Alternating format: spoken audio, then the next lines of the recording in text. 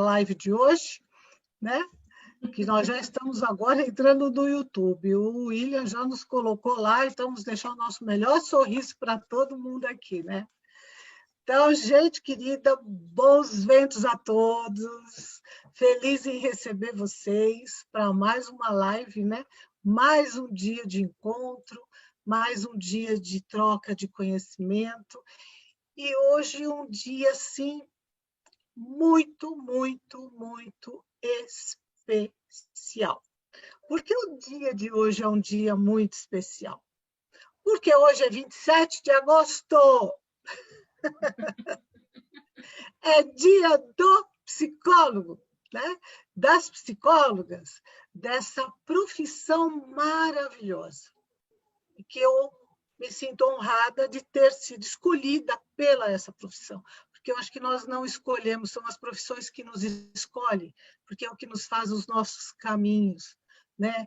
Eu, falando um pouquinho de mim, eu ia ser advogada, depois eu ia ser dentista, depois eu ia ser professora, depois eu ia ser não sei mais o quê, e nada dava certo. A psicologia abriu as portas e eu entrei e nunca mais saí. Então, não fiz uma escolha errada e nem uma escolha certa, eu fiz a escolha da minha vida. Então, eu tenho orgulho e honra de ser psicóloga. Eu acho que eu vivo isso, eu sinto isso, e é uma alegria tão grande festejar esse dia do psicólogo, porque ele traz o quê? É a única profissão.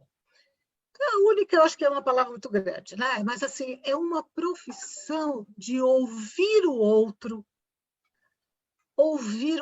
nas suas entrelinhas, ouvir o outro na sua dor, ouvir o outro na sua alegria, ouvir o outro nas suas ansiedades e saber que esse outro não é nada mais, nada menos do que você mesmo se auto-ouvindo.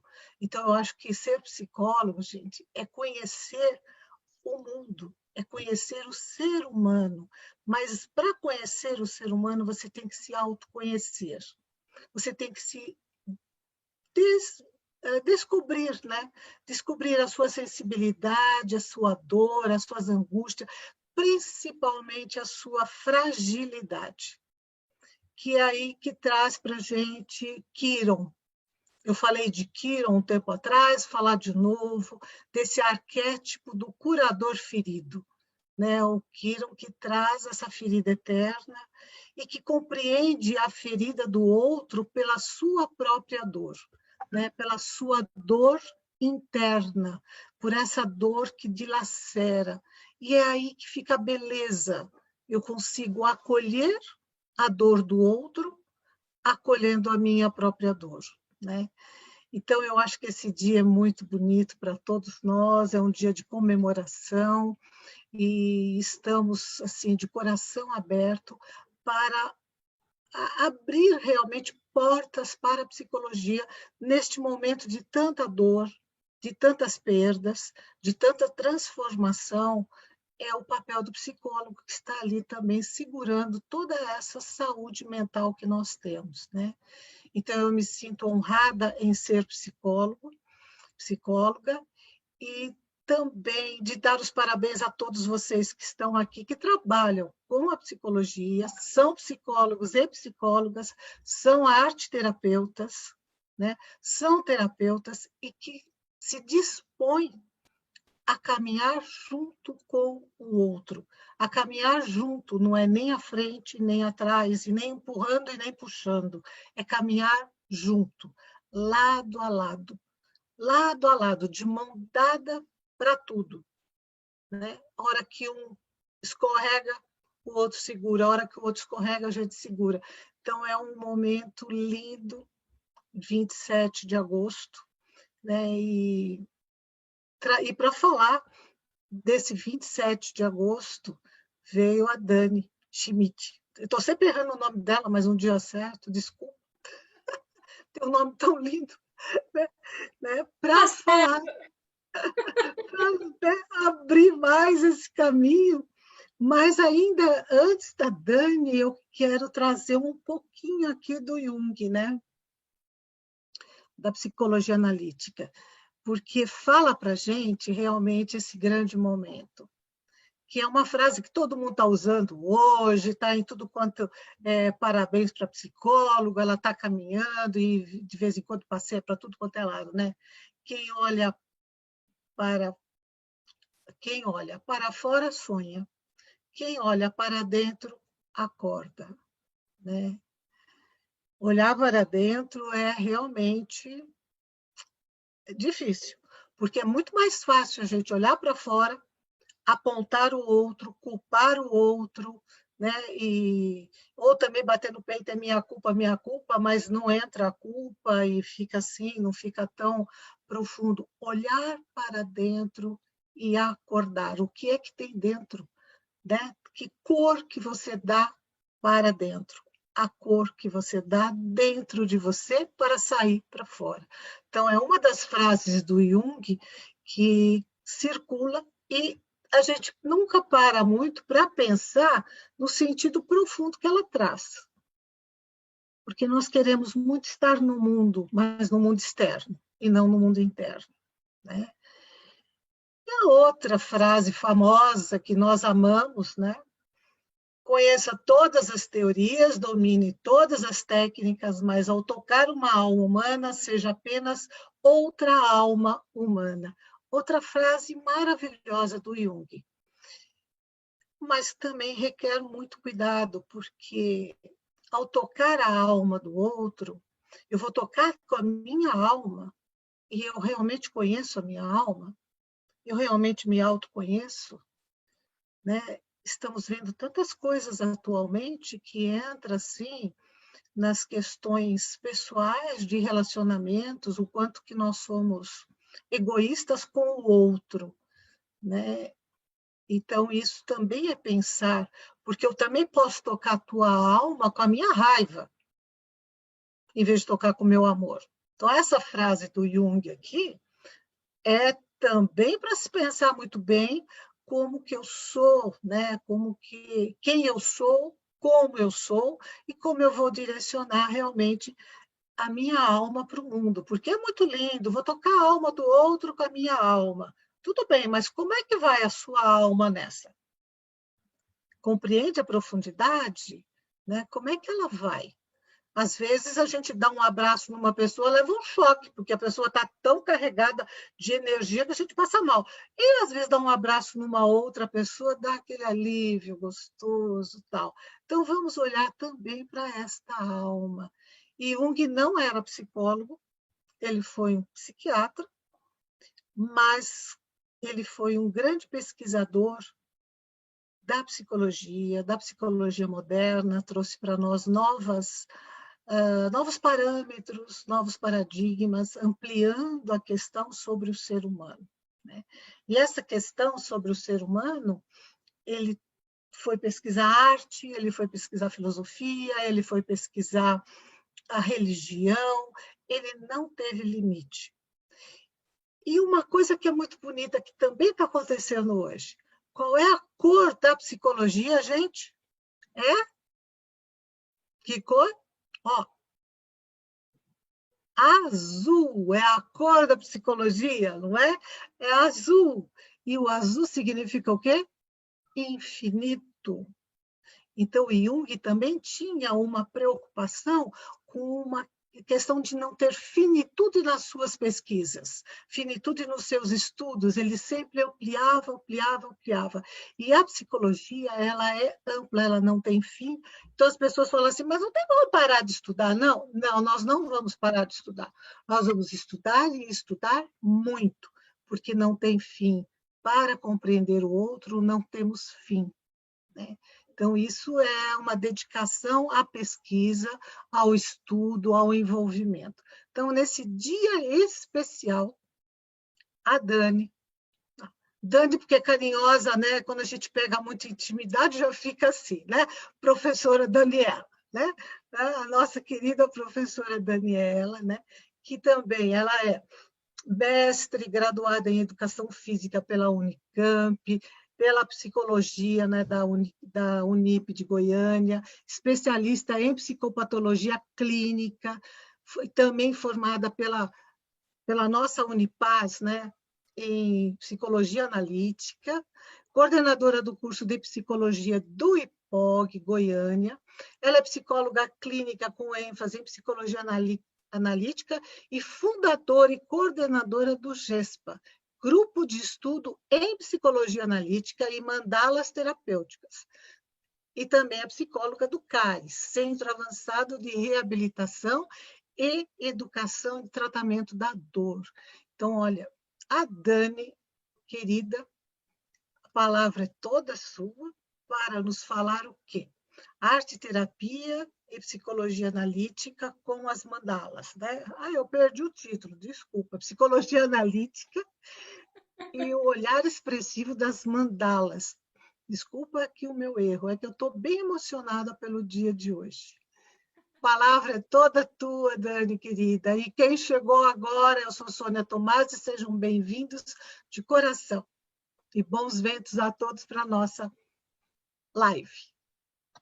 Obrigada, Sônia, né? Obrigada a toda a Unipaz. É um prazer estar aqui novamente com vocês, aqui na Unipaz, que é um lugar que me é tão precioso, né? Parte da minha formação como psicóloga eu fiz na Unipaz, né? Em Psicologia Analítica. Então, é um prazer imenso estar aqui, podendo falar com vocês nesse dia, justamente, né? Do dia do psicólogo, sobre um tema que eu sou absolutamente apaixonada, que são as mandalas, né? Então, é um prazer imenso, é uma alegria, uma emoção muito grande estar aqui, né? Então, eu fico muito agradecida, tá bom? Eu vou compartilhar a tela aqui, porque a gente vai conversando um pouquinho, né, sobre essas mandalas. Sônia, a hora que você quiser falar alguma coisa, né, fica à vontade, tá bom? Tudo Deixa bem. eu compartilhar a tela aqui. Espera aí só um minutinho, porque aí as tecnologias a gente tem hora que apanha um pouquinho, né? Mas a gente vai dar certo. Então, cadê aqui? Aí.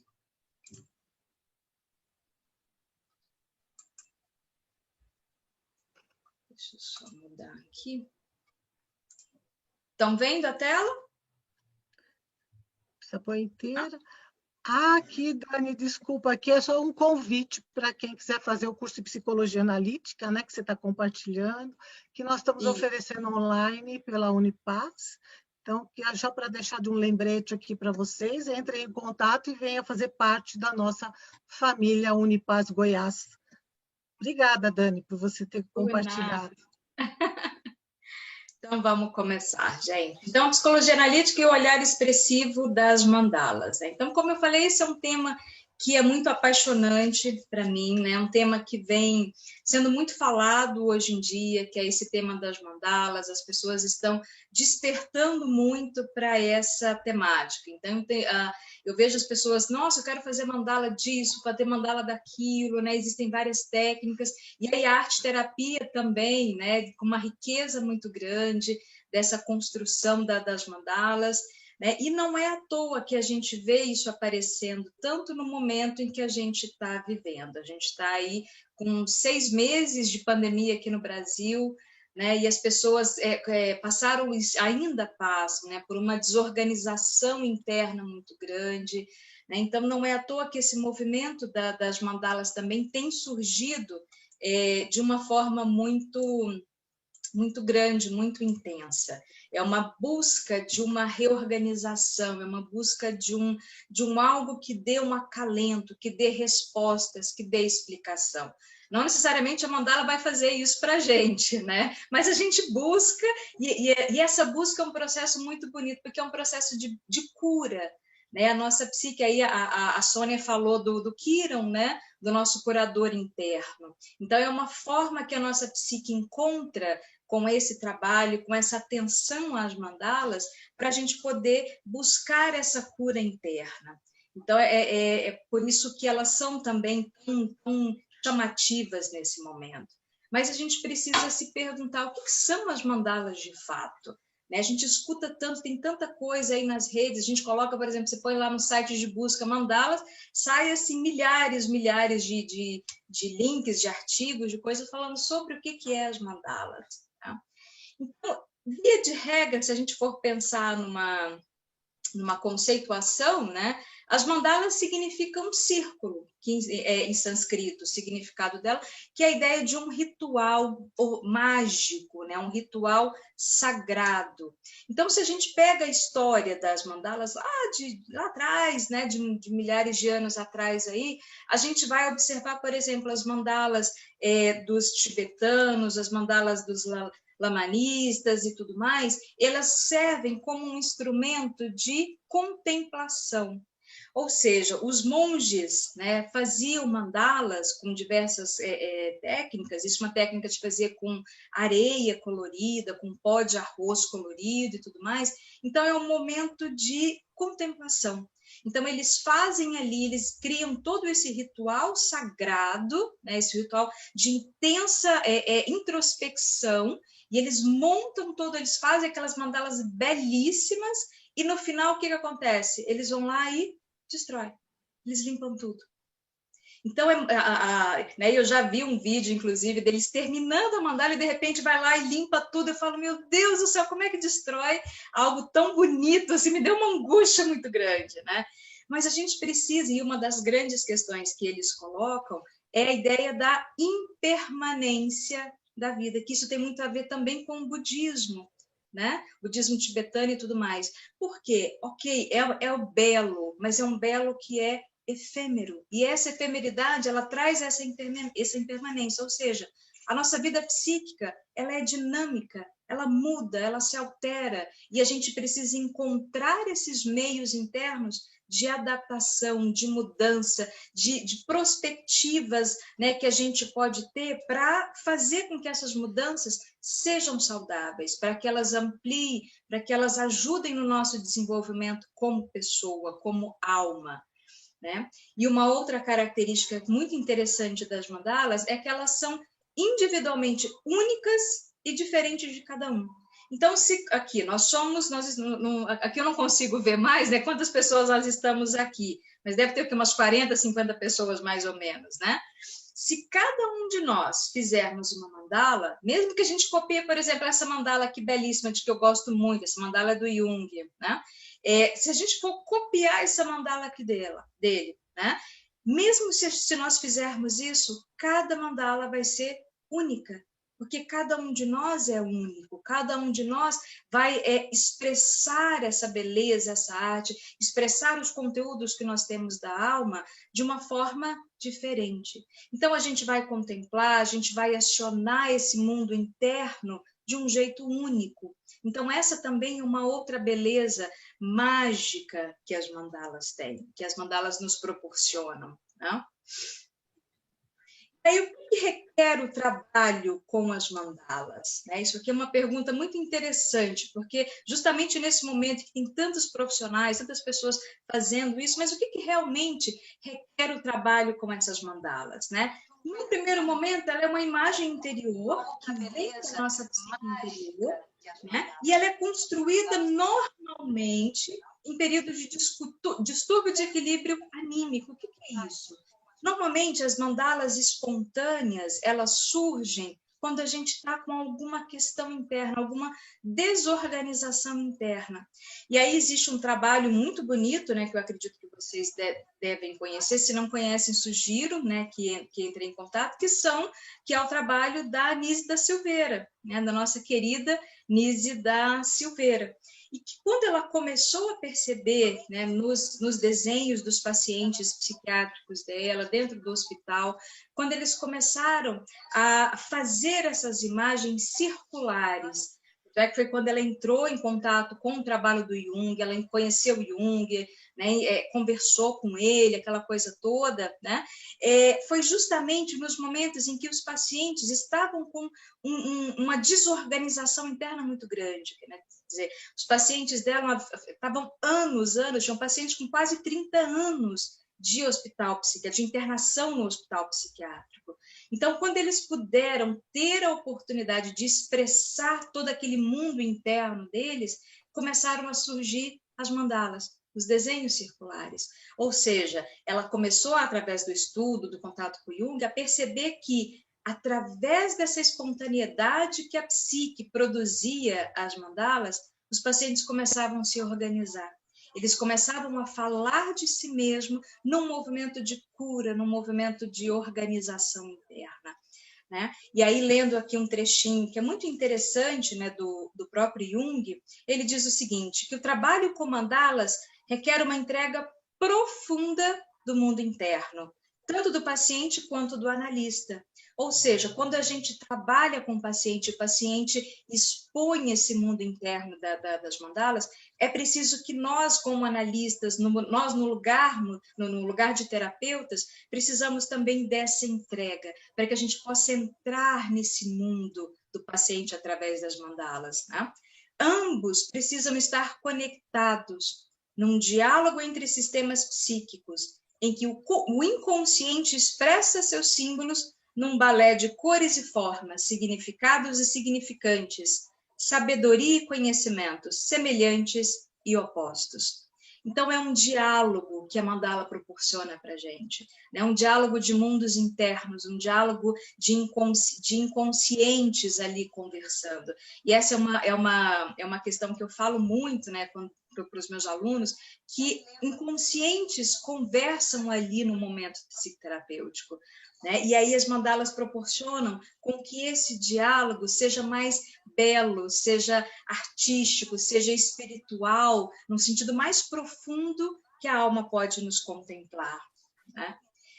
E aí, é claro, surgem símbolos nessas mandalas, né? E quando esses símbolos vão surgindo, é muito interessante, porque é justamente através do surgimento dos símbolos que a gente consegue perceber que o germe da nossa transformação, da nossa possibilidade de transformação, está dentro do nosso mundo interno, está dentro da nossa psique, né? Então, olha só, os símbolos mandálicos têm o seu significado central na representação de um centro psíquico da personalidade, que não é idêntico ao eu. Então, quando a gente começa a trabalhar com toda essa simbologia, né, que as mandalas nos trazem, a gente começa a perceber que símbolos vão surgindo, conteúdos vão surgindo, e a gente vai fazendo um balé tão bonito ali com esse diálogo que a gente tem da nossa consciência, do nosso eu, da nossa alma, com esses conteúdos mais profundos que o inconsciente traz. E a partir justamente desse diálogo é que as transformações internas podem acontecer. É que o nosso curador interno pode ter a oportunidade de algum tipo de manifestação. E às vezes quando a gente fala de cura, né, e aí a psicologia tem esse, como é que eu posso dizer? Tem esse quase que um ranço de falar assim, não, cura é só extinção completa de qualquer tipo de sintomas, que também faz parte desse processo. Mas a cura ela pode ir muito mais do que a extinção de qualquer sintoma. A cura é você poder ter a oportunidade de um enxergar mais interno, de um entrar em contato consigo mesmo, de descobrir que você tem um eu, que você tem uma alma, que você tem possibilidades, potencialidades. Esse é um processo verdadeiro de cura, né, que eu acredito muito. E que na minha prática, né, clínica, é esse o foco que eu dou, né, para além de qualquer tipo de sintomas que as pessoas possam apresentar. É claro que o sintoma é importante, ele nos dá um norte, né, do que está acontecendo também com aquela pessoa. Mas a alma de uma pessoa fala muito mais do que qualquer sintoma. E aí os símbolos, né, e os símbolos da mandala, eles vão nos dizendo o que está acontecendo, que mundo interno é esse que está em sofrimento, que está buscando possibilidades, né, que está buscando o seu centro, que está buscando a sua essência. Né? E aí, quando a gente fala de construções artísticas, e essa imagem eu achei belíssima, né? Essa mandala de pedras, assim, tão simétrica, e aí, assim, eu sou libriana, né? Então eu gosto das coisas meio simétricas, Né? Se tem um trem assim meio fora do lugar, eu vou lá e dou uma arrumadinha, né? E aí junta com outra característica do intuitivo também, aí a coisa tem que ser mais ou menos assim, né? Então, essa diversidade, essa capacidade que a gente tem de construir formas de expressar o nosso mundo interno. E os símbolos fazem isso pela gente. Né? E as mandalas, elas nos possibilitam esse contato simbólico de uma forma muito intensa. É uma forma da gente fazer um religare, ou seja, um religare com o nosso sagrado, com o nosso divino, com a nossa essência maior de vida. E que a gente precisa desse religare. Né? Jung vai falar uma coisa que é muito interessante. Deixa eu ver aqui, onde que eu pus aqui nos meus... Eu estou parecendo você, Sônia, estou aqui com os meus papeizinhos de inscritos. Com as nossas colinhas aqui para encher a transparência. Né? Com essa ideia aqui do religare, que é esse contato, essa reconexão com a nossa essência, com o nosso sagrado, com o nosso divino, Jung vai falar uma coisa que é muito interessante. Né? Ele diz o seguinte, que a experiência formulada no mandala do homem moderno é típica do homem que não pode mais projetar a imagem divina. Ou seja, o homem moderno, e aí Jung estava falando na época do moderno dele, imagina o moderno hoje, né? Quer dizer, que a gente teve tantas mudanças, a gente está vivendo uma era tecnológica, a era da comunicação, a era da tecnologia, e graças a Deus que a gente tem isso, senão a gente não poderia estar aqui, por exemplo, né, vivendo essa pandemia e se conectando e fazendo tanta coisa boa, tanta coisa bonita. Mas, ao mesmo tempo, e aí como... Né, o mundo, o nosso inconsciente trabalha pela ideia de compensações, ao mesmo tempo que a gente tem tanta modernidade, tanta tecnologia, tanta possibilidade, a gente perdeu a conexão com esse divino, com essa essência maior. Né? O homem moderno, claro, falando de uma forma muito generalizada, ele acabou fazendo essa perda. E aí é necessário esse contato, porque quanto mais distante a gente está desse divino, dessa nossa essência, mais complicada vai ficar a nossa conexão com o outro. Se a gente não conecta consigo mesmo, a conexão com o outro, ela fica difícil, ela fica complicada. As relações se tornam muito voláteis, se tornam muitas vezes belicosas, inclusive. Então, esse religar interno ele é necessário, porque quando a gente está em conexão conosco mesmo, a conexão com o outro, ela é só uma extensão do outro, não é uma projeção, ela é uma extensão do outro, né? Uma extensão de nós para com o outro, é um compartilhar. Isso é muito bonito, né? Então, o trabalho das mandalas, uma das grandes funções dela é justamente propiciar esse trabalho do religare. Né? E aí existem várias formas de se fazer todo esse trabalho das mandalas, como eu disse no início, vários profissionais têm trabalhado de formas tão bonitas, né? tão significativas dentro desse processo. Aí Jung vai falando também, né, que ela é um sistema quaternário, né, uma quadratura circule, ou seja, ela tem essa dimensão de ter a ideia de um quadrado e a ideia circular. É claro que as mandalas não têm só esse formato, esse seria um formato essencial, vamos dizer assim, né? Esse seria um formato em que a gente consegue, quando a gente consegue enxergar uma mandala com essa ideia da quadratura circule, significa que a gente está entrando em conexão com a nossa totalidade, com a nossa essência maior e mais profunda. Agora, é claro que existem formatos de mandalas infinitas, como eu disse, né? Cada mandala ela é individual, ela retrata o nosso momento vivido ali, né? O nosso mundo interno, as nossas angústias, as nossas realizações, os nossos desequilíbrios, distúrbios, enfim, né? Então a ideia é a gente chegar nesse processo para ter essa dimensão, para ter essa manifestação dessa totalidade através de um formato como esse, né? Essa mandala, eu acho ela belíssima, ela tem luz, ela tem vida, ela chama. Quando eu vi essa mandala, eu falei, nossa, é essa que eu preciso pôr. Ela me chama, essa luz me chama interna, né? Ela tem uma luminosidade bela aqui no centro, então ela me conecta, ela me ajuda a fazer essa conexão interna. Então, de alguma forma, e é isso que a mandala, essa é uma das grandes magias que a mandala tem. Ela nos permite essa conexão, né? Ao contemplar uma imagem tão iluminada como essa, ela nos possibilita justamente essa reconexão, esse religar, esse acesso a algo interno, que muitas vezes eu não sei sequer nomear esse algo interno, mas eu sinto. E a gente precisa dar vazão a esse sentir também, mesmo que as palavras faltem, né? E aí, Jung diz também que quando as palavras faltarem, a gente tem outros processos para estar lidando, como através do desenho, das expressões artísticas aí, né? Nem sempre a gente consegue encontrar as falas, né, ideais. E ela, claro, elas são extremamente significativas, e essa aqui é uma mandala tibetana, né? Que tem essa riqueza toda, é bela, não é à toa que eles usavam para fazer essas contemplações, né? Para trazer essa dimensão da meditação, da contemplação. Através da meditação, a gente entra em contato com o nosso divino interior, a gente consegue, ou pelo menos tem a possibilidade desse religar interno. Então, o seu centro possui um cunho religioso, espiritual, forte, com propriedades alquímicas especiais. E aí, enquanto eu estava preparando aqui esse nosso diálogo, né, eu olhei também, estudei sobre as mandalas, né, que os alquimistas medievais faziam. E aí, olhando aquelas mandalas, entrando em contato todo, né, eu falei, uau, como é realmente um processo alquímico que a gente vive.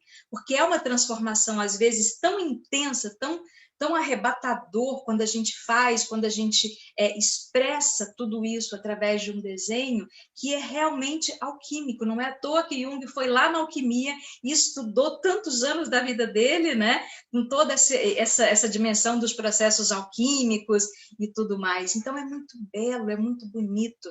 Às vezes é doloroso, às vezes a gente tem que ficar cavucando, né, nas nossas profundezas maiores aí. Mas quando a gente se entrega a esse processo, quando a gente se entrega a esse inconsciente maravilhoso, só tem uma coisa que a gente pode fazer, né? É vivenciar e esperar com que essa transformação, que é diária, né? Às vezes a gente tem êxtase, às vezes a gente tem uma transformação assim vulcânica, né? Bem, uau, um negócio doido assim. Mas a maioria das transformações, elas são do dia a dia, elas são um titiquinho, são gotinhas, gotas homeopáticas, né? E essa transformação vai acontecendo. E eu percebo isso dentro da minha prática clínica, quando os meus pacientes trazem as suas mandalas, né, e muitas vezes eu proponho para que eles façam mandalas mesmo, especificamente mandalas, e eu vejo essa transformação acontecendo. Quando eles enxergam, quando eles fazem essa conexão com um símbolo que surge na mandala, né? Às vezes eu peço para eles representarem, e aí as mandalas surgem através dos sonhos também.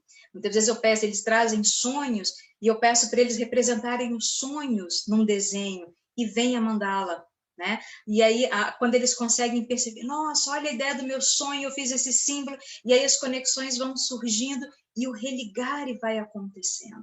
Então, isso é mágico, isso é maravilhoso, quando você vê essa alquimia acontecendo ali na tua frente, né? É belo, assim, eu começo a falar, eu me empolgo, eu fico emocionada. Sônia, você cuida do meu tempo aí também, tá?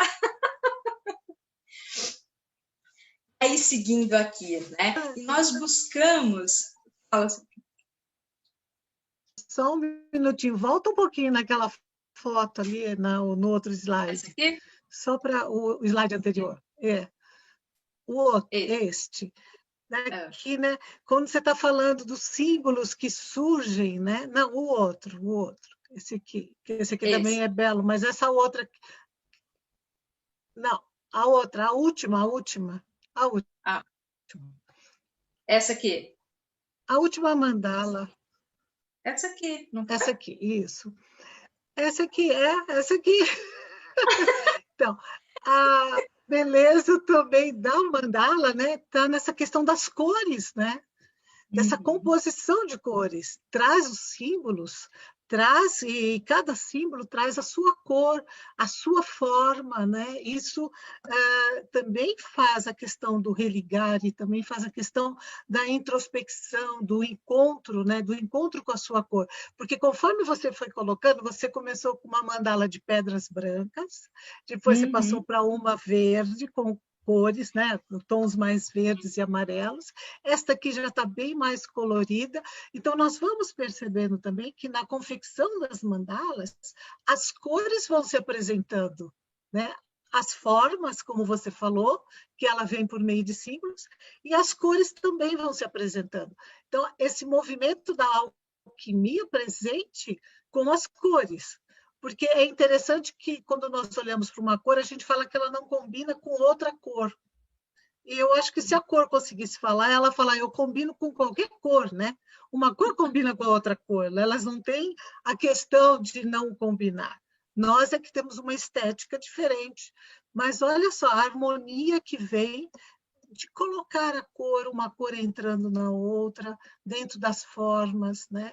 Eu acho que o processo alquímico está bem nesse movimento aqui. Vou deixar você falar mais um pouquinho, mas eu fiquei doida com essa aqui. Ela é linda, ela é belíssima. Também. Então, e a questão de buscar também a estética, que é uma estética de quem produz, não é uma estética só externa, é uma estética interna, né? Eu vou buscar o meu ponto de equilíbrio, o meu ponto de estética e de beleza, porque o ser humano gosta de beleza, né? Por isso que a A gente gente fica todo precisa. bonito aqui.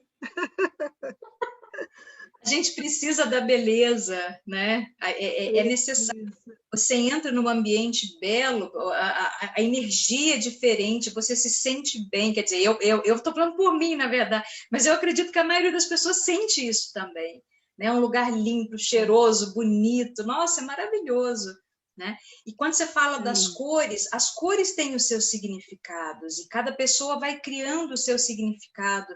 Né? O que o vermelho, o dourado, o rosa, o azul, enfim, né? O que significa para aquela pessoa, para aquele momento, o conjunto como um todo, né? As cores, elas falam por si mesmo, né? E elas vão criando essa dimensão estética, essa dimensão alquímica que a gente vai construindo. E quando a gente faz essa entrega para o inconsciente dentro desse processo mandálico, e aí essa mandala realmente é esplendorosa, né?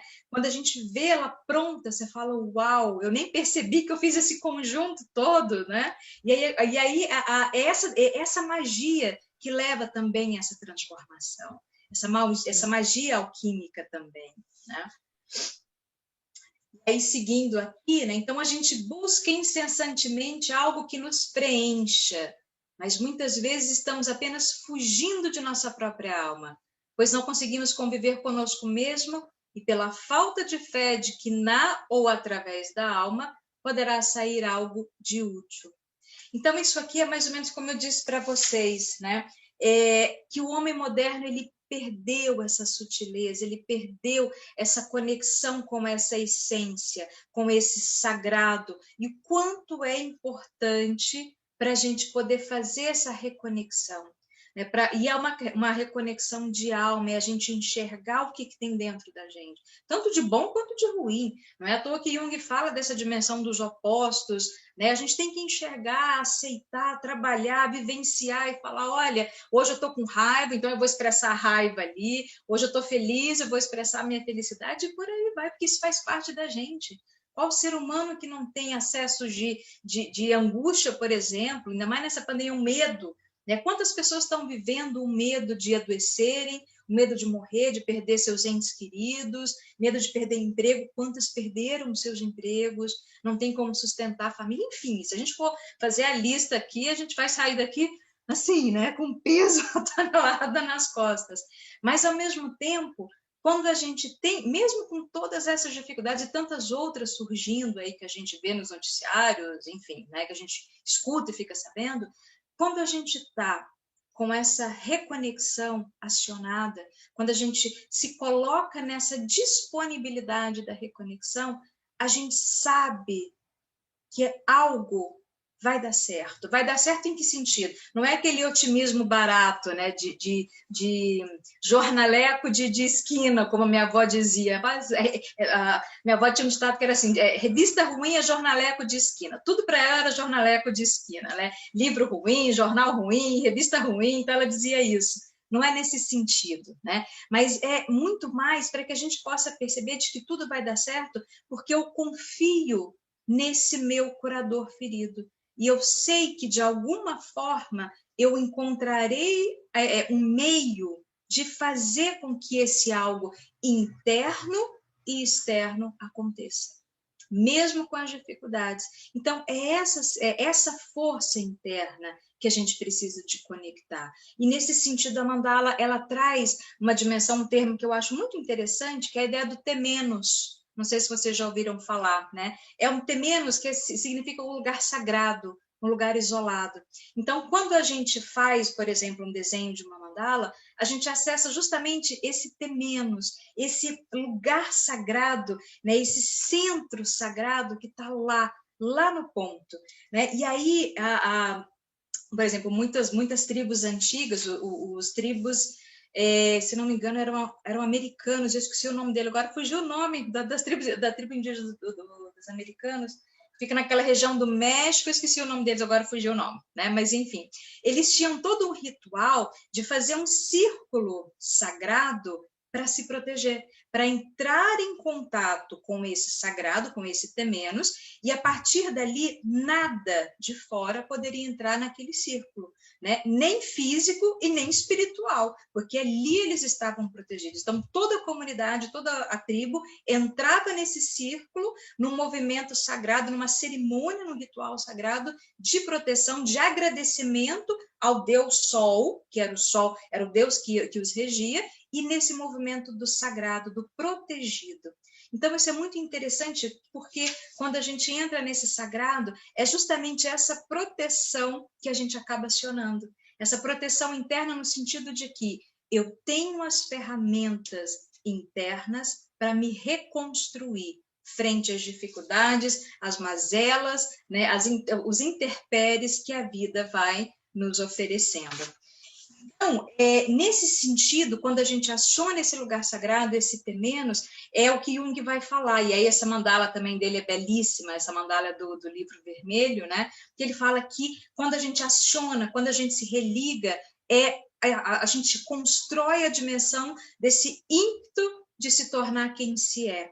Ou seja, a gente aciona um arquétipo belíssimo, que é o arquétipo do si mesmo, o self, que é diferente do nosso ego. O ego, ele é danado, ele é mimado, ele é teimoso, tem hora que ele é legal, né? Mas é muito mais do que isso. É a gente acionar esse si mesmo, que nos dá essa dimensão do nosso sagrado. E aí as mandalas nos proporcionam essa conexão. Então, não é à toa que ela faz esse processo de cura também, né? Então, essa energia que vai se que vai se manifestando para a gente poder tornar quem nós somos, cada um de nós. É a gente acionar, né? É a ideia de que eu sou, Daniela, eu sou alguém, eu sou quem eu sou. A gente aciona esse sagrado através desse temenos aí, desse círculo mágico, protetor, né? Que nos coloca num ímpeto, além de encontrar a si mesmo, num ímpeto de cura, num ímpeto da nossa natureza maior. E eu não sei se vocês estão vendo aqui atrás de mim, então, não sei se vocês conseguem ver, vou até afastar aqui um pouquinho, vocês estão vendo o tanto de mandala que eu tenho aqui, ó. Esse aqui é o meu ter menos, né? Eu estou aqui com vocês no meu lugar sagrado, no meu ter menos. Essas mandalas são de uma paciente muito querida, cujo processo dela é muito belo, né? E ela gosta muito de fazer mandalas, e ela faz assim, ela se entrega, né? Ela consegue realmente fazer esse religare, né? Frente àquilo que ela quer se reconstruir. O trabalho dela é muito bonito, muito, muito belo de reconstrução, né? E aí as mandalas aqui, como eu falei para vocês no início, né? Elas aparecem em estados de desorientação, pânico, caos, que é aquilo que eu disse, não é à toa que esse momento que a gente está vivendo, mundial, global, as mandalas têm aparecido tanto na nossa vida. né? Porque a gente realmente está desorganizado, nós nos desorganizamos, nos desorientamos. E aí, como movimento de compensação, que o nosso inconsciente, o nosso curador interno vai botar a coisa para funcionar, a gente precisa de questões, de ferramentas, de instrumentos, de algo para nos ajudar nessa reorganização. E as mandalas têm esse papel. Não é à toa que elas também são chamadas de mandalas terapêuticas, porque elas de fato são. Né? E elas expressam ordem, equilíbrio, totalidade, tudo isso que a gente vem tentando, né, fazer, tentando essa reorganização. Então, é um fazer arte com cores, quando a gente falou da ideia que as cores brincam, as cores falam, elas são simbólicas, elas dizem muita coisa do momento ali que a gente está vivendo. Quando elas se misturam, né, nesse fazer das mandalas, cria construções belíssimas. Né? É um ato espiritual. Eu vejo muito isso como quando você está lá desenhando as suas mandalas, se entregando para esse processo, eu vejo que é um ato espiritual no sentido mais puro da palavra, porque você faz essa conexão interna, você aciona a sua alma, é a sua alma ali falando. Então, para mim, fazer mandalas é isso. Quando eu sento, às vezes eu falo, não, hoje eu quero desenhar uma mandala, né? E eu pego o material e vou fazer, para mim é essa entrega, é esse ato espiritual que eu estou fazendo ali de entrega maior de mim mesma, né? De reconexão com o mundo. E aí os símbolos, como eu falei, essa entrega, essa energia, essa transformação para a nossa autorrealização, que é esse processo alquímico todo que a gente vivencia no dia a dia, com gotinhas homeopáticas, e essas mudanças vão acontecendo. Né? Cada um no seu processo, cada um do seu jeito, no seu tempo, mas esse processo de autotransformação vai acontecendo. Né? E, claro, há sempre algo de desconhecido, luminoso, divino, inesgotável, que promove a nossa transcendência. Cada imagem é um símbolo, é uma imagem desconhecida que se torna conhecida. Então, essa ideia do luminoso, do inesgotável, a gente tem possibilidades infinitas. Se a gente se puser disponível para essa entrega, né, para esse religare, as coisas aos pouquinhos vão acontecendo. E a gente vai, a cada dia, a cada momento, fazendo essa descoberta. E a mandala é um instrumento maravilhoso para esse despertar do nosso luminoso, né? Para esse ato espiritual maior que a gente tem possibilidade de fazer. Né? E aqui, para a gente finalizar, né, eu coloquei essa mandala, que essa é uma mandala minha, né? Essa foi eu que fiz.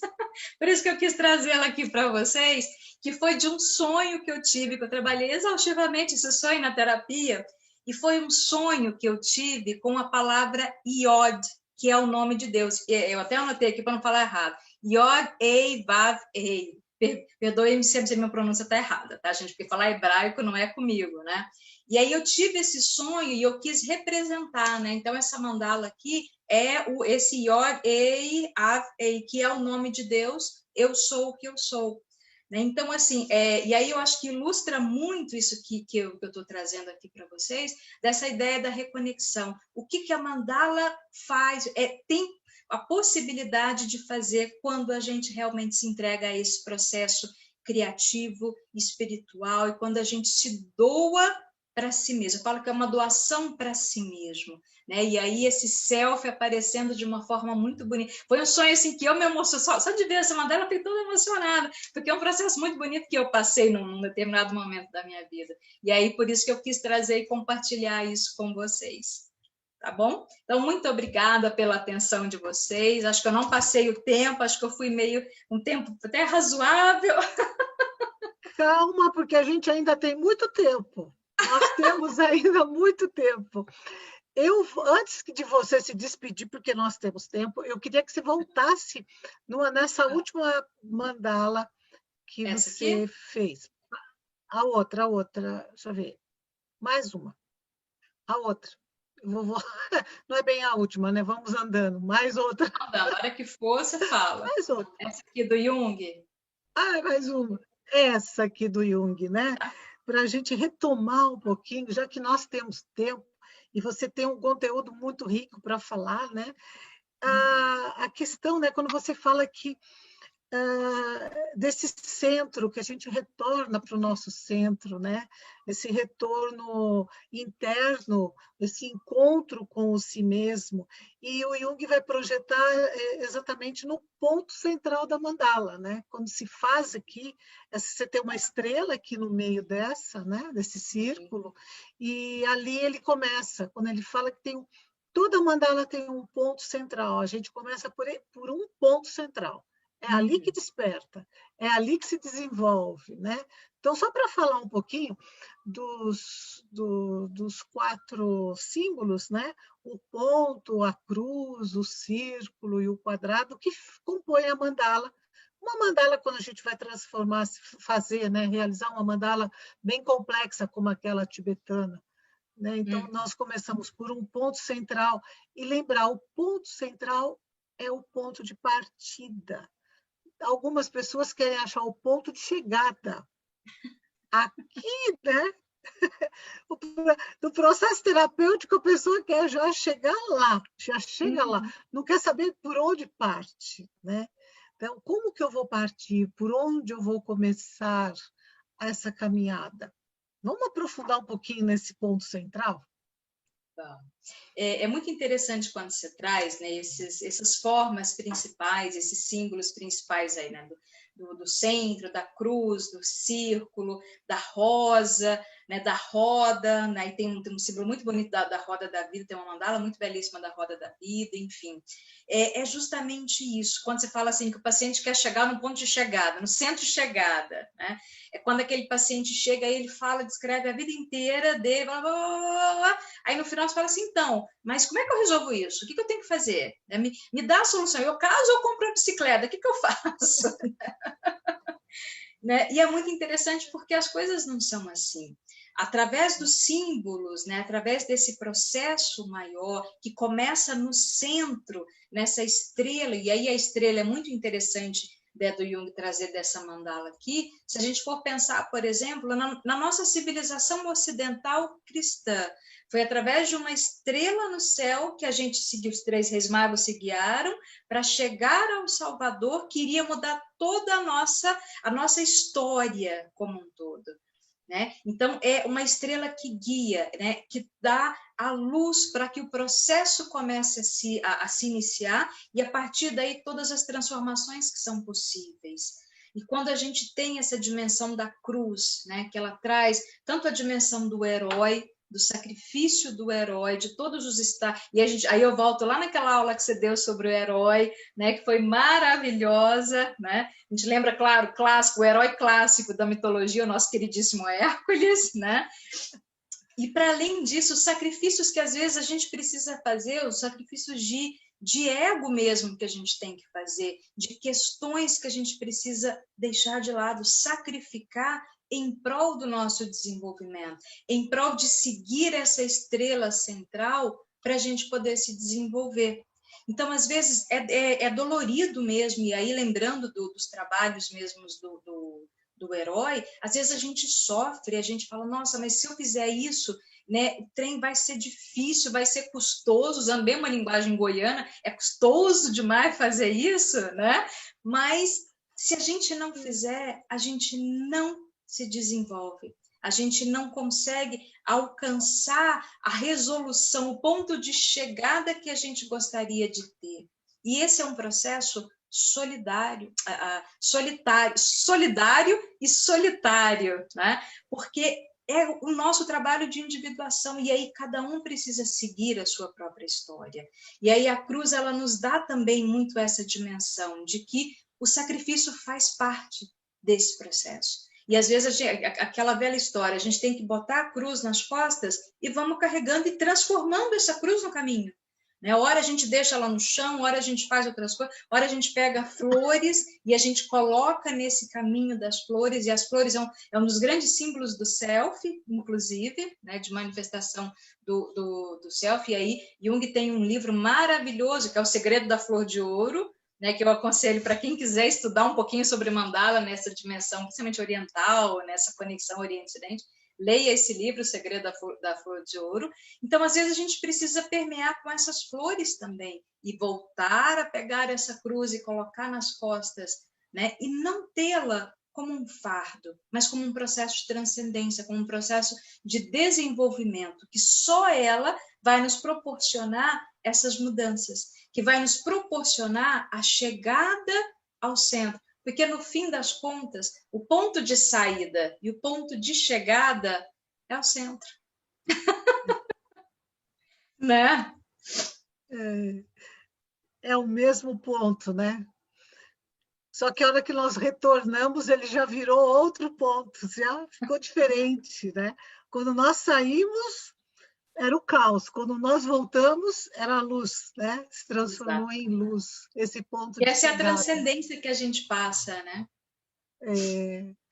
E é bonito porque o Jung, quando ele, tanto no livro vermelho, quanto agora que saiu o livro azul, né, e que nós consigamos ver as imagens que ele pinta, todo mundo fala assim, nossa, é muito bonito, tal. Só que quando você olha mesmo, percebe que é bem tranquilo essa expressão, são linhas. Né? Quando nós estamos falando de expressão artística, ou mesmo da arte-terapia, as pessoas falam, não, eu nunca vou conseguir fazer. Se você olhar, são linhas, são simplesmente linhas. É um fio,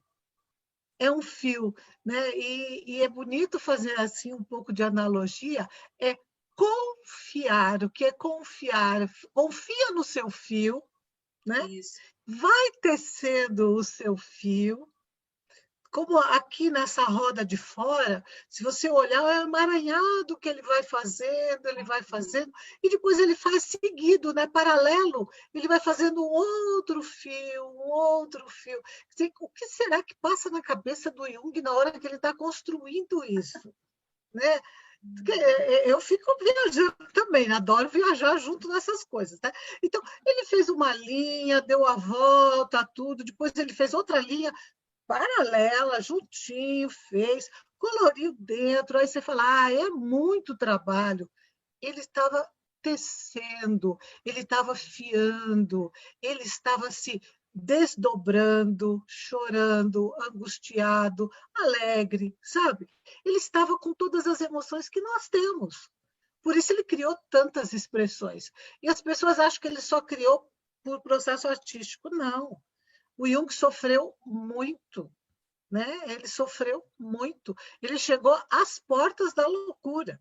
Ele quase desagregou com todo o sofrimento que ele tinha. E quando nós estamos olhando para os desenhos ou para a teoria, achamos tudo muito bonito, mas ele foi a fundo dele, né? Buscando quem era ele, né? Buscando esse ponto central de onde ele partiu, porque ele saiu em busca de uma teoria para explicar a psique, e quando ele retornou, ele teceu uma outra teoria bem ampla, né? Com um conhecimento magnífico, né? Estudando até o Oriente para entender. Então, olha, eu queria que todo mundo olhasse assim, linha por linha do que está nesse desenho. Né? Segue uma linha, vai olhando as cores que ele foi escolhendo, olha o emaranhado que tem, eu não sei se o meu mouse vai pegar, não sei se vocês estão vendo, dá para pegar? Não, o meu não pega, né? Acho que só da Dani que pega. Pega ali, Dani, pega esses nozinhos que tem, assim, uns grandes emaranhados aqui embaixo, tem uns, né?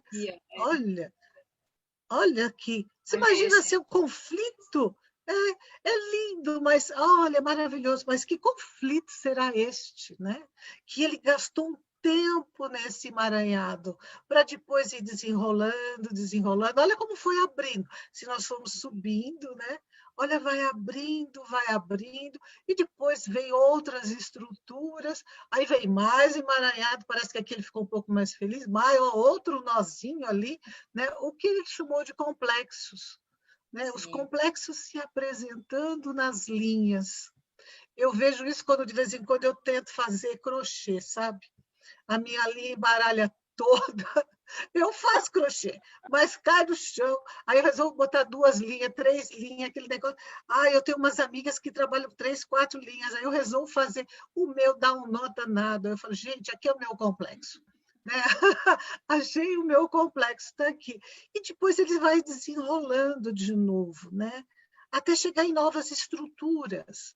Então, são novas estruturas de desenvolvimento psíquico que a gente vai se encontrando. Por isso, a mandala não pode ser feita assim, ó, num estalar de dedos, né? Ela leva um tempo, né, Dani? Ela tem um processo, não tem? Entrega, precisa ter um momento ali. Por isso a ideia que eu chamo muita atenção da ideia do ter menos. É você criar um espaço sagrado para você entrar, e aí voltando lá na simbologia dos índios, quando você entra nesse círculo protetor, para que você consiga fazer essa entrega maior, né? Essa reconexão, e aí o desenho surge, independente qual, independente se for um desenho como esse do Jung, ou se for um traço que seja no papel, né? Mas ali você teve a sua entrega naquele momento. Então, esse entregar é que assim, para os arteterapeutas, para os psicólogos, né, nós temos que ter a paciência, né, de estimular a paciência de quem está fazendo. Exato. Exatamente. Quem está fazendo quer acabar logo, né? E quanto mais tempo se estender, mais contato com ele mesmo, né? Então, Exato. a paciência. Fala, Até pegando essa coisa da paciência, deixa eu passar aqui para colocar essa mandala que eu fiz aqui, né? Eu falei, gente, eu preciso fazer essas letras, né, do alfabeto hebraico. Eu falei, como é que eu vou fazer isso, né? E aí eu peguei aquele giz pastel a óleo, né? E eu falei, eu vou fazer nesse que ele dá uma textura melhor e tal. E eu gosto muito de desenhar com esse giz pastel, acho que a textura dele ficou muito boa, né? E aí eu fui pegando, fazendo traço a traço, e aí a hora que começava a querer borrar, eu falei, gente, não pode borrar. E aí foi assim, cada linha, cada traço, e aí quando eu fui pintar o azulzinho, não, o azul não pode encostar muito no preto, porque senão mancha. Então, assim, é essa questão da paciência. Porque quando a gente está nesse espaço sagrado, todo o resto, ele para, é como se a gente entrasse num processo quase que de suspensão, porque ali você está nesse processo de entrega. Então, o mundo ao redor, ele precisa ser deixado de fora mesmo desse círculo. Então, é desligar celular, se desliga, se precisar até entra no quarto, fica quietinho, fica isolado, para aí você conseguir entrar nesse momento, entrar nesse processo, né? Claro que, assim, essa é uma forma que eu faço e que eu gosto muito de fazer, né? Eu acho que dá uma qualidade interna ali para o seu processo muito melhor, muito mais intenso, muito mais rico, né? Então, isso é tão bonito, isso que você falou, do cuidado do não borrar. Né? Parece meio obsessivo, mas não é. É a questão do cuidar da arte, do cuidar do que está fazendo. E quando a gente fica assim nesse quarto, né, que nós entramos nesse ter menos interno, né, é importante porque ali é seu único lugar e existe o nível de concentração, que é o que está faltando atualmente. As pessoas estão muito dispersas, muitas informações, então fala assim, eu não consigo ler uma página, porque o nível de concentração caiu, porque eu preciso estar ligado, né? Eu preciso estar ligado em muitos lugares, e esse estar ligado, você não está ligado em nenhum lugar. Né? Então, ao fazer uma expressão artística, ao fazer uma mandala, eu preciso realmente internalizar, fazer o religar e pensar como eu vou usar o material. E você falou tão bonitinho, né? Não deixar borrar, não deixar sujar, fazer tudo certinho. Mas isso era um treino, e é um treino ainda, né? Oriental de caligrafia, né? Aquela caligrafia que tem que ser treinada com a beleza. A nossa nós já perdemos, nós perdemos o treino da caligrafia porque a gente acha que é digita, muito... né? Ou você digita, ou você pega o celular e clica lá, né? Enfim, e aí vai, e acho que ninguém mais sabe escrever à mão também, né? Eu, como ainda uso muito lápis, eu ainda aqui, uso aqui, lápis. a escrita da mão tá aqui, Sônia. Não tem jeito, não. Eu uso lápis, né? Então, precisa que é Sou das usar... antigas. Também. Estou aqui exercitando o tempo todo, viu, Sônia? A escrita. A escrita, a Ana Luísa é aquela que escreve direto também nas aulas, né? A Ana Luísa escreve direto. Então, assim, o escrever também é uma outra forma de você se concentrar, de você estar ligado no que está fazendo, né? E voltando, porque você escreveu letras hebraicas, olhando para as nossas letras, né? O A, o O, né? O nosso alfabeto são desenhos. São desenhos, né? O A, se a gente for abstrair aí a nossa mandala, é uma mandalinha, né? Um Azinho, um Ozinho, uma mandalinha. Então, nós estamos ali formando o quê? Círculos internos, tendo uma coordenação motora, tendo também atenção e concentração que os professores sempre pedem e que os alunos hoje não têm mais. Meu aluno não tem concentração, é tudo hiperativo. Mas eu não vejo tanto hiperativo. Quando você dá um desenho para ele fazer, ele tem uma concentração incrível. Né? Quando você dá uma mandala para ele observar, ele vai querer fazer igual, ele tem essa concentração e essa observação.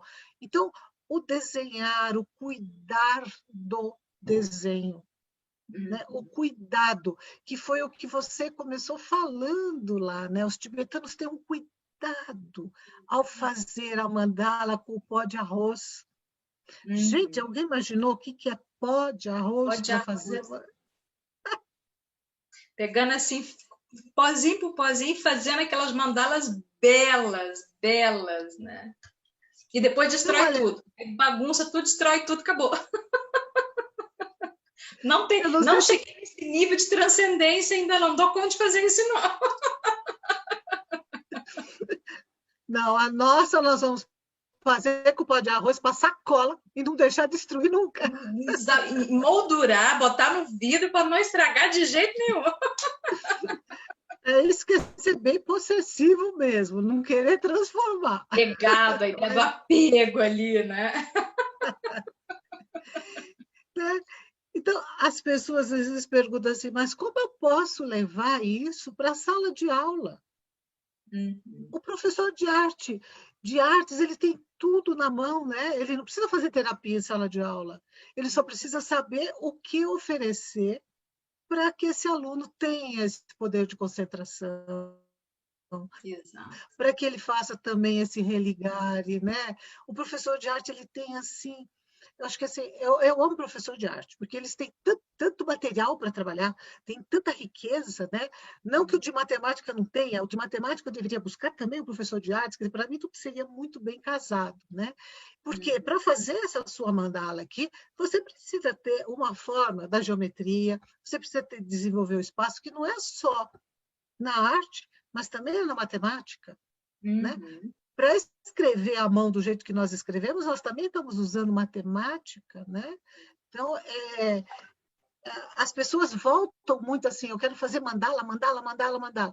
Gente, tem muita coisa para chegar no mandala, né? Tem muitas. O processo é bem interessante, que dá para trabalhar com pequenas coisas, né? E hoje, nós estamos falando do paciente, né? Circulou também aí na internet, eu vou ler aqui. Da mesma raiz que vem paciente, é da mesma raiz que vem paciente e paciência. É a capacidade de suportar. E como diziam os alquimistas, em sua paciência está a sua alma. Para fazer mandala precisa de paciência. Exatamente. É bem isso. É uma paciência interna que a gente precisa ter. É um cuidado interno. Quando você fala que a gente tem que ter, quando eu falei, né, não pode borrar o azul ali no preto e tal. É um cuidado, quando a gente faz esse cuidado projetado ali na mandala, é o cuidado que você tem com você mesmo.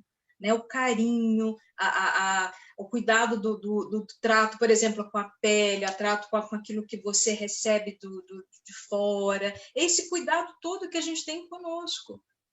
Né? Então, assim, eu vejo muito esse trabalho dessa paciência para fazer a mandala, é a paciência que a gente tem com a gente mesmo. Que cuidado que eu tenho comigo? Né? O que eu estou fazendo para me cuidar de toda a ordem, né? Cuidar da pele, cuidar daquilo que eu como, cuidar daquilo que eu falo, daquilo que eu ouço, daquilo que eu ajo, né? Das minhas horas de sono, que sejam, enfim, né? Tudo isso. E muitas vezes a gente tem que ter... Eu falo que até para dormir, você tem que ter paciência para dormir, porque as pessoas também não querem dormir. Porque dormir significa sonhar, entrar com o inconsciente, perder tempo. Nós não perder tempo dormindo, gente. Ai, para quê? Né? Então, tudo isso requer essa paciência, esse cuidado de saber que tem hora para tudo. Né? Então, a gente tem que ter essa dimensão maior também, essa concentração conosco mesmo também. Né? Isso. E a Silvia está te perguntando onde que você conseguiu essa mandala do Jung. Essa do círculo? Essa aqui? Acho que sim. Acho que está no livro vermelho. Essa aqui é do livro vermelho. É só você colocar nas redes, nos sites de busca, coloca lá mandalas, livro vermelho e Jung. Né? As principais mandalas, as mais famosas dele, estão todas na rede, né? E também acho que é interessante a gente falar mais um pouquinho, que ainda nós temos mais um tempinho, que ao dançar, nós estamos fazendo uma mandala viva. Verdade, eu esqueci de falar disso, das danças circulares, que são mandalas vivas. Jung já dizia isso também sobre as danças, né? Quando a gente vê, e aí na Unipaz tem... Agora acho que não deve estar atento por causa dessa pandemia, né? Mas os cursos, as aulas de danças circulares, que são mandalas belíssimas, belíssimas, né? Eu já participei de algumas dessas vivências de dança circular, é maravilhoso, é uma energia muito boa, uma energia... E assim, falando da minha experiência, quando a gente ia dançando, ia fazendo assim um círculo, para mim, quando eu chegava próximo ao centro, era uma emoção muito grande que eu sentia, porque era como se eu estivesse entrando em contato no meu íntimo mais profundo. E eu acho que tem tudo a ver esse simbolismo quando a gente vê uma imagem de uma mandala e quando a gente está construindo de corpo físico essa mandala, essa dança mandálica aí, né? É belíssimo, belíssimo. E é bonito porque nós estamos falando das danças circulares, mas também aí eu puxo para o outro ladinho, né? As cantigas de rodas, quando nós éramos crianças, né? Que simplesmente era dançar de roda, né? Brincar de roda, dar vida, né? As crianças nessas rodas. E a Leila? As festas juninas que se tem tudo isso, né? É muito lindo, muito lindo. Então, a festa junina, você vê, ela é uma dança circular, né? Ela era profana, ela virou sagrada, porque virou festa junina para os santos. A gente pula fogueira, né? Tem a cobra, tem um monte de coisa. Tem vários símbolos que compõem essa dança, que culmina onde? No casamento, no conúncio, no religare. Olha, dá para a gente ficar aqui a noite toda, né?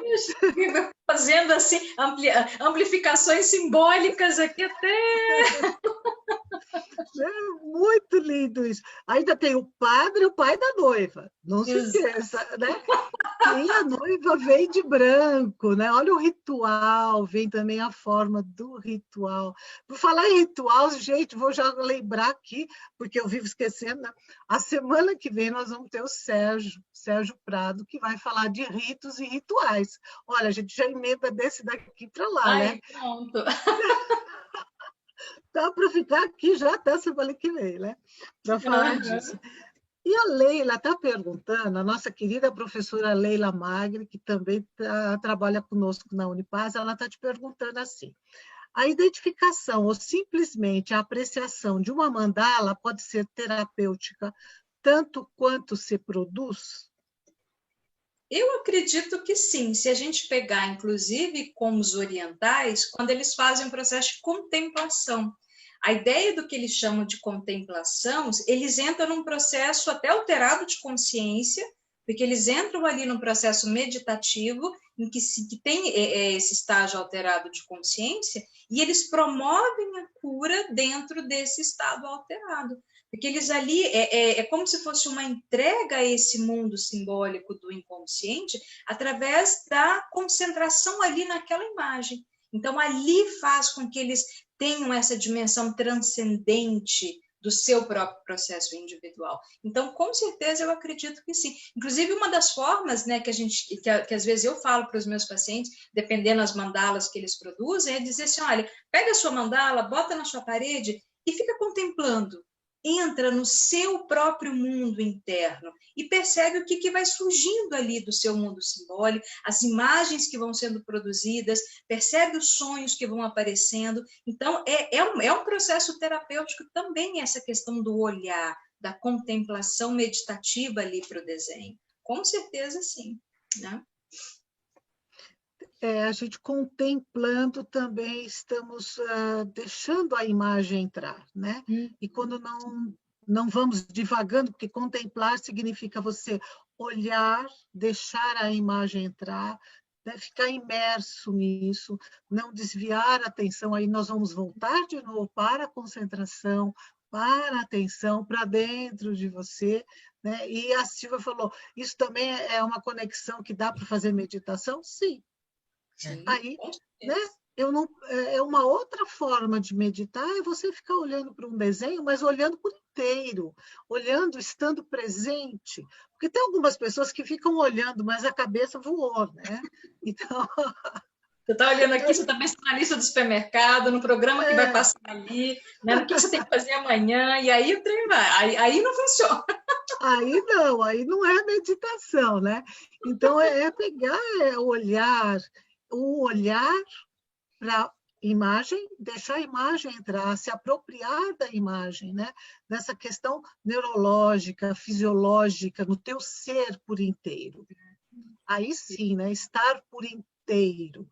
E ao estar por inteiro, realmente nós já entramos num pouco de estado de meditação, porque o mundo lá fora já não está mais atuando em nós, né? É um sair movimento. É sair dessa agitação que o mundo lá fora nos traz, que é muito, é um over, né? É agitação o tempo todo, né? E às vezes eu falo com alguns pacientes meus que eles dormem com o celular do lado da cama, ligado, né? Não coloca nem no silencioso. Então, assim, qualquer barulhinho que escuta durante a noite, a pessoa acorda e levanta. Nossa, eu preciso saber, porque eu não posso deixar de estar ligado ao mundo externo. Né? E isso é muito prejudicial, porque primeiro que você não dorme, tem uma questão fisiológica e séria, que você interrompe o sono o tempo todo, isso sem contar que você nunca se desliga, você nunca vem para o seu mundo interno. Né? Isso se torna até um processo de fuga de entrada para o seu mundo interno. Quanto isso é prejudicial, né? E a gente precisa dessa saída, a gente precisa deixar o mundo externo um pouquinho lá fora, para a gente encontrar o mundo aqui dentro, né? Acho que você pode fechar o compartilhamento. Tá. Vamos ver todo mundo aqui, se tem mais alguma coisa. É melhor, porque a gente vê as carinhas de todo mundo, então eu fico vendo só a minha cara, a sua de mais duas pessoas. Só a nossa fica aqui, né? Pois Ai, que bom ver todo mundo aqui, ó. Regina, Leila, Leda, Ledinha chegou, Denise. Leda. Lá chegamos. Olha, o fim está todo aqui mesmo, que saudade, né? Alguém mais quer fazer mais alguma pergunta, gente? É só escrever aqui que eu faço. Né? Eu posso falar? Prefiro falar. Olha só, a minha dúvida... A gente não deixa muito falar, mas eu vou te deixar falar 2 segundos. Não, eu só vou fazer a pergunta mesmo. Só pergunta. Eu queria saber em relação àquela mandala, era com que material parecia que ela tinha sido feita. Fala, Silvia. Está falhando. Está falhando? Está falhando? Não sei. Não, eu ouvi, Silvia. Qual mandala você está se referindo? Aquela última que você mostrou agora, que você falou do livro, a minha dúvida é porque, como ela é uma fotografia, né? E parece, assim, uma coisa meio que com colagem, com grãos, não sei, não parecia ser um desenho propriamente dito, assim. Você fala aquela do Jung que a gente estava falando, aquela última projetada. Mais, é a que vocês comentaram mais. Aí, por isso que eu perguntei com que material, se o livro cita que material ele utilizou, ou se ele usava mais pintura, porque dá a impressão de que tem várias técnicas ali. Mas era só uma curiosidade mesmo. Até onde eu sei dos materiais que o Jung usava, era tinta, né? Era tinta. Uhum. Tinta. Ele pintava nas folhas do livro vermelho, que eram folhas de pergaminho, que ele mandou fazer, e aí ele usava tintas especiais de tudo quanto é... Uhum. A minha dúvida é... Então, não tinha nada de colagem, nada, era tinta mesmo. Tá? Uhum. É que a textura, como o desenho é muito rico, dá a impressão que às vezes ele até em relevo, né? Com o tamanho pois é, porque dá a impressão, né, desse relevo, dá a impressão mas é tinta, é só tinta. Uhum. Ok. A Sílvia, e também para quem quiser, esse livro vermelho, ele é bem carinho, né? Mas se algum dia vocês forem em alguma livraria que tenha, e eles deixam abrir, porque geralmente ele vem lacrado, é todo pintado realmente. Ele não usa nenhum tipo de colagem, ele usava muito tinta e usava aquarela para pintar. Então, a aquarela dá um outro tipo também de textura, né? E fora todo o cuidado que ele tem ali, porque o que parece relevo, quando observamos mesmo o livro vermelho, é camadas, ele vai fazendo por camadas a pintura dele, né?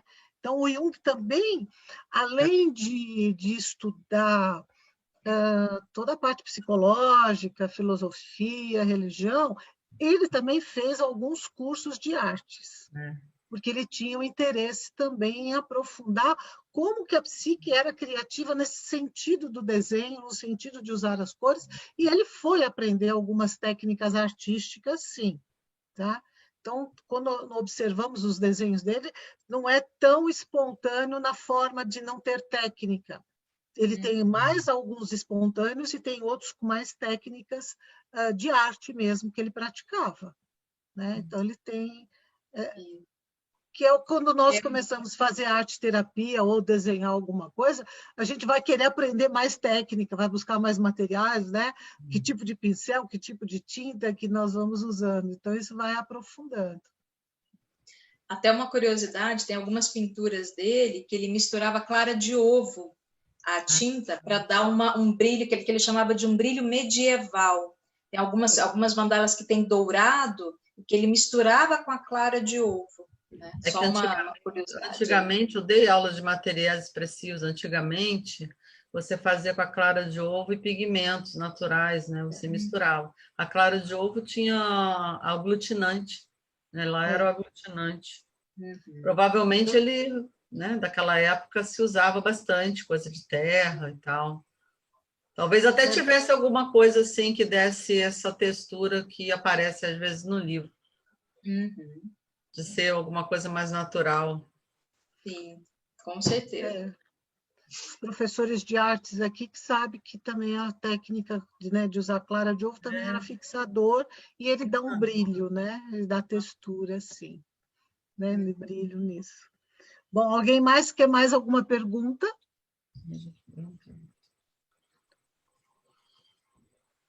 Então, nós estamos encerrando, né? Agradecer aqui a presença de vocês. Vou começar hoje por cima, vamos ver se eu consigo. Belém está aí? Cadê Belém? Mostra os dedinhos, Belém. Olha lá, Belém do Pará está lá. Bonitinhos, né? Vamos ver, cadê o Espírito Santo? Cadê o Espírito Santo, Jefferson? Olha lá, Jefferson. Tinha mais alguém do Espírito Santo por ali, né? Já vê, quem é do Rio? Cadê a Regina? Celi, olha lá, a Regina Celi do Rio, né? Ó, Bruno de Minas, agora tá dando, né, Bruno? Aí, Bruno Minas. Gente, a gente tem uma galerinha boa, né? Fortaleza, a Ida, né? Ida Fortaleza, tá ali, Fortaleza. Cadê o povo? Deixa eu ver se eu... Rio, São Paulo. Quem é de São Paulo? São Paulo. Silene de São Paulo, né? Paraná, cadê? Hoje o Gilmar falhou, né? Cadê o Gilmar? Mas a Dione estava aí. A Dione estava aí, Gilmar, né? Quem mais? Deixa eu ver. Denise Andrade, eu estou tentando lembrar de onde, Denise. Vamos ver. Minas? É Minas, né? Não. Oi? Sou de São Paulo, mas moro em Goiânia. Ah, São Paulo, Goiânia. Ponte. Ponte, São Paulo, Goiânia, né? A Lúcia de Natal, gente. Lúcia de Natal, Ana de Natal. Olha, o povo está aqui, né? Está aí Curitiba, Paraná, Porto Alegre e Goiânia, que é a nossa terra, né? Terra da Unipaz, da nossa Unipaz, né? Representada aqui pela Luana, pela Icaraí, deixa eu ver quem mais eu acho no meio do caminho. Acho que eu estou achando só essa. E a Leda. Leda, hoje você quer falar alguma coisa, Leda?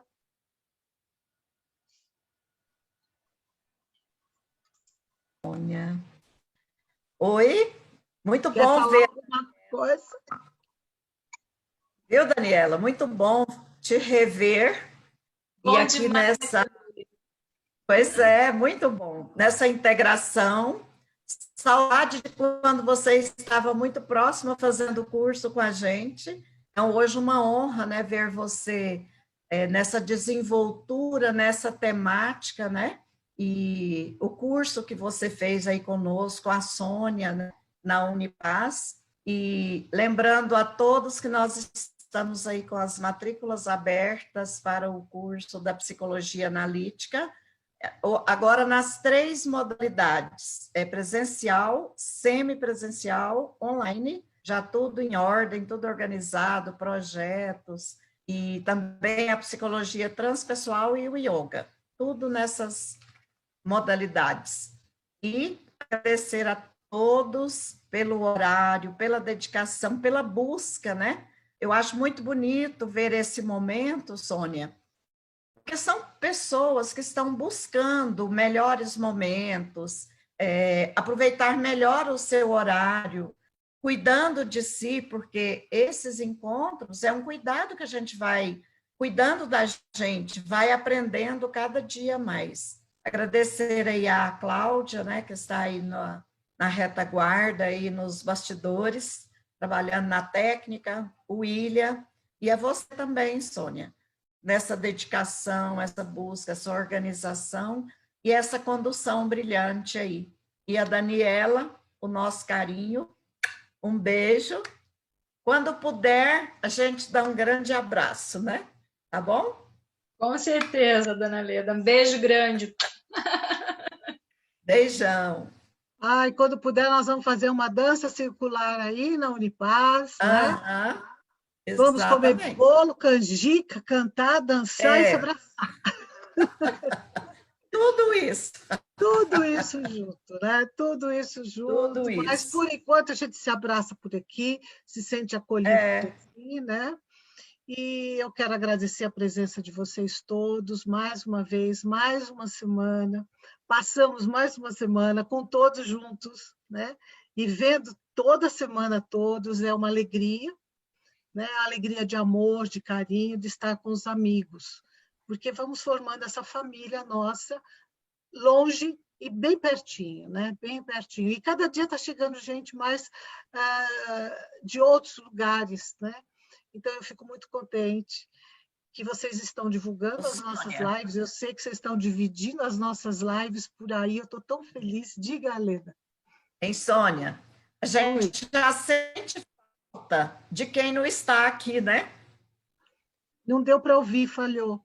Como é que é? A gente sente falta de quem não está, porque já tem um grupo fixo, um grupo frequente. Nós temos um grupo aqui assíduo, por isso que eu gosto de falar o nome deles todos, e gosto que eles abrem as câmeras para eu ver o rostinho, para a gente ver, porque isso alimenta quem está fazendo, né? Alimenta o nosso trabalho. E também tem aqueles danadinhos que pularam lá para o YouTube, sabe? Em vez de ficar aqui, eles foram para o YouTube, mas tudo bem. Eu estou vendo eles lá também, né? Mas isso é muito bom, né? Isso eu acho que é uma troca, e cada semana nós trazemos um profissional realmente bom para compartilhar conhecimento, né? Toda semana é alguém trazendo uma novidade, que não é novidade, é coisas para nós crescermos, né? Aprofundarmos nosso conhecimento e aprofundar o que está faltando.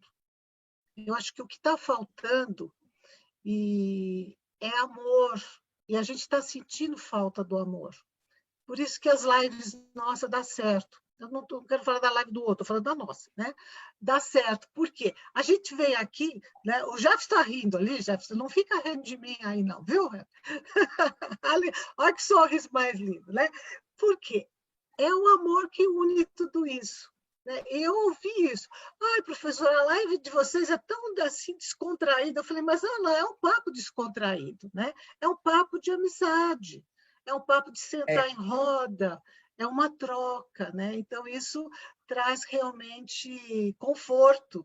E tem gente que fica esperando, né? Antes era na sexta, semana passada teve gente que perdeu, né? A quinta que nós passamos, mas pegaram no YouTube. Então, é um encontro. Eu gosto de falar encontro de almas, já que nós estamos falando, né? Das almas. Aquelas pedras brancas só se encontraram, né? Não foi por acaso. Aí a gente queria falar da sincronicidade. Não está aqui quem não deveria estar. Estão todos que deveriam estar, e nada é por acaso. É uma troca muito grande, né? Nós estamos aprendendo a trocar pela internet, que hoje que era pessoal, agora a gente troca aqui, no olhar. Gente, é muito mágico se vocês começarem a se permitir a sentir a energia que vocês emanam, né? A gente consegue pegar isso, consegue sentir, consegue estar junto, né? Ou eu estou ficando meio pirada, vou ter que precisar de todas as psicólogas que estão aqui para me ajudar. Olha, aqui tem um bom... Olha, faz mandala. Olha aqui, ó, eu já ando com uma bem em cima da cabeça. Me ilumina, não me deixa ficar louca. Mas o louco é a melhor pessoa que tem no mundo. Ele se permite tudo, né? Por isso que ele direciona a carta do tarô, né? Ele que conduz as nossas novas aventuras. Sem loucura, nós não estaríamos aqui. Então, as pessoas sempre falam isso para mim. Vocês que me conhecem pelas minhas andanças, sempre perguntam, professora, você é louca? E eu falo, sou. E agora que eu estou amarrada numa cadeirinha, eu arrumei uma caixinha que eu vou para o mundo sem sair da cadeirinha. Mas eu não fico paradinha, né? Então, é isso. Gente querida, semana que vem vamos falar com o Sérgio Prado sobre ritos e rituais, né? Vamos dar mais um passo ali, né? Dani, meu amor, foi uma alegria te receber, ouvir você falar com todo esse seu jeitinho gostoso, goiano de falar, né? Paulista fala seco, esse gostinho, esse trem que vem sempre desajeitado, trem, né? Gratidão. Custoso. Trem custoso, né? Gratidão imensa pela sua participação, pelo seu carinho, pela sua disponibilidade de estar sempre quando eu peço, você vem, né? Um carinho muito grande, né, de ter você aqui. Eu que agradeço, Sônia. Muito obrigada. É um prazer estar aqui. Quando você fala dessa energia, dá para sentir muito, né? Muito gostoso. Né? Agradeço você, a Dona Leda, toda a Unipaz, a Hélida, todo mundo. Né? Realmente é uma emoção muito grande estar aqui. É né? Muito bom. É uma família, né? A gente fica feliz por isso. Exato, exatamente. E a nossa grande mãe é essa aí, Dona Leda. Nossa grande mãe, né? Gente, por hoje é só. Então, vamos jogar nossos beijos. Quem está de câmera aí fechada, abre as câmeras. Vamos jogar beijos para todo mundo ver nossos beijos. Ai, joga beijo. Eu vou passar para outra salinha aqui para eu ver os outros também. Ai, olha quanta gente. Lúcia de Natal. Ei! Gente linda, Carlos de Belém, olha, o povo vai abrindo tudo. Gente, que saudade, até quinta. Beijos, beijos coloridos, vamos ter uma vida linda nessa semana, com muita luz, com muito amor. E manda beijinho para mim, quer me escrever, pode escrever, tá? Boa noite a todos e parabéns aos profissionais psicólogos. Eu falei do comecinho, de novo, parabéns. Gente, vamos bater palma para nós, vai, palminha, vamos lá. Palminha para os psicólogos, mostra aí as palminhas para os psicólogos, viva nós, né? Isso aí, Bruno, para todos nós. Que Queiram abençoe os psicólogos para cuidar de todos nós. Beijos. Pode fechar, Cláudia.